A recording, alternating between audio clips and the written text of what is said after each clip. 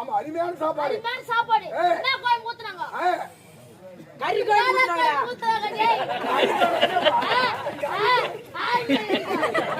பாத்தி சொல்லுடா டேய்.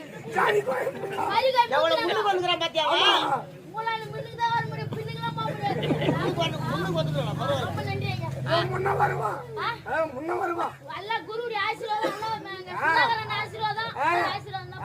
ஆகட்டும். அது மட்டும் இல்ல. கறி கோயம் போட்டங்காட்டியா இவர் வந்து நான்வெஜ் சாப்பிட மாட்டாராம். ஓ சைவம். சைவம். அவர் செஞ்சிருந்தாங்க டேய்யா. வேலை செஞ்சிருந்தாங்க வீட்ல. சைவம்டா டேய். சைவம். ஆமா. சைவம். அதனால என்ன பண்ணாரு? அவங்க பொம்பளைங்க கிட்ட கேட்டாங்க. ஏமா சாம்பார் கம்பர்ல வச்சிருக்கீங்க கேட்டாங்க. இல்லையா ஆட்டுக்காரனாவே கறி குழம்பு தான் சாப்பிடுவாங்களாமே. அப்படின்னு கறி குழம்பு வச்சு ரசம் வச்சிருக்காங்க.